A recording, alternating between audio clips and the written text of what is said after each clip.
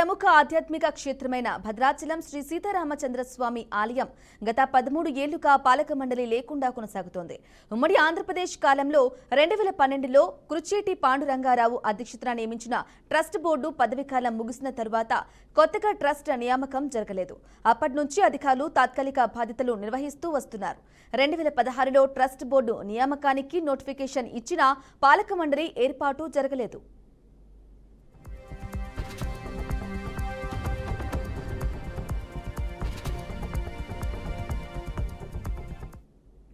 భద్రాచలం ఆలయం రాష్ట్రంలో అత్యధిక ఆదాయం పొందే దేవాలయాల్లో ఒకటి. ఏడాదికి సుమారుగా 50 కోట్ల రూపాయల ఆదాయం వస్తుంది. అయితే ఈ ఆదాయాన్ని సమర్థవంతంగా వినియోగించేందుకు పాలక బోర్డు అవసరం ఉందని భక్తులు అభిప్రాయపడుతున్నారు.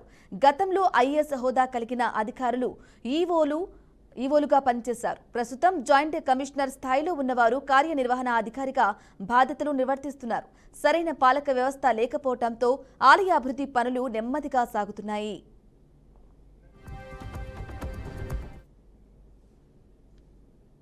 తెలంగాణలో కొత్తగా ఏర్పడిన కాంగ్రెస్ ప్రభుత్వం భద్రాచలాన్ని ప్రతిష్టాత్మకంగా తీసుకుంది. సీఎం రేవంత్ రెడ్డి 200 కోట్ల రూపాయలతో అభివృద్ధి ప్రణాళికలు రూపొందించారు. ఆలయం చుట్టుపక్కల స్థలాలను సేకరించి నిర్వాసితులకు 34 కోట్ల రూపాయల పరిహారం చెల్లించారు. అయినా అభివృద్ధి వేగవంతం కావాలంటే ముందుగా ట్రస్ట్ బోర్డును ఏర్పాటు చేయాల్సిందేనని రామభక్తులు అభిప్రాయపడుతున్నారు. పాలక మండలి ఉంటే ఖర్చుల పర్యవేక్షణ, పనుల నాణ్యతపై స్పష్టత ఉండి అవినీతి నివారణ సాధ్యమవుతుందని వారి అభిప్రాయం.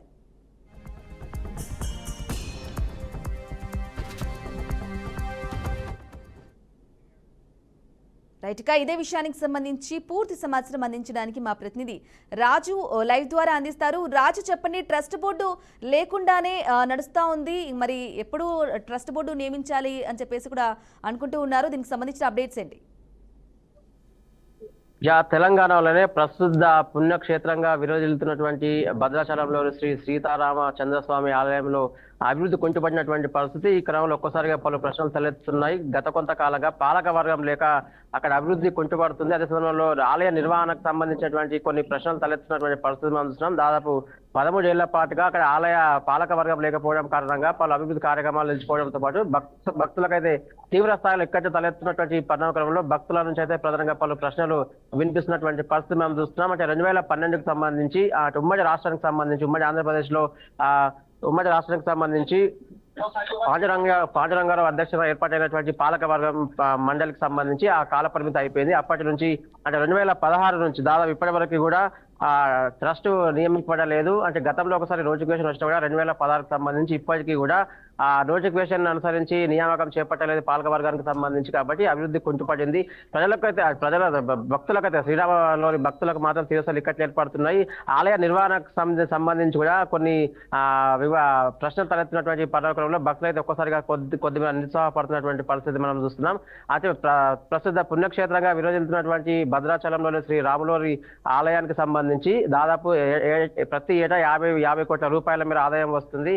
అదే వచ్చినటువంటి ఆదాయానికి సంబంధించి కావచ్చు, ఆ లెక్కలకు సంబంధించి ఆలయ నిర్వహణకు సంబంధించినటువంటి ఈ కొద్ది మేర తడబాటు గురైనటువంటి ఆ పరిణామక్రమంలో ఒక్కసారి అయితే భక్తులైతే కొంత నిరుత్సాహం చూపే ప్రయత్నం చేస్తున్నారు. ఇప్పటికే 200 కోట్ల రూపాయలతో ఒక ప్రణాళిక సిద్ధం చేసినటువంటి పరిస్థితి. ఆలయ అభివృద్ధి కోసం కావచ్చు, ఆలయ నిర్వహణ కోసం అయితే, మెయింటెనెన్స్ కోసం అయితే ఈ 200 కోట్ల రూపాయలు వెచ్చించి మరి ప్రణాళికలు అయితే ప్రస్తుతం సిద్ధమైనటువంటి పరిస్థితి. ఆ పాలక వర్గం ఏర్పాటు చేస్తే కనుక ఆలయ నిర్వహణతో పాటు తమకు ఉన్నటువంటి సమస్యలతో పాటు ఇబ్బందులు కూడా తొలగిపోతాయంటే భక్తులైతే తీవ్ర స్థాయిలో చెప్తున్నటువంటి పరిస్థితి మనం చూస్తున్నాం. Right, okay Raju, thank you for the updates.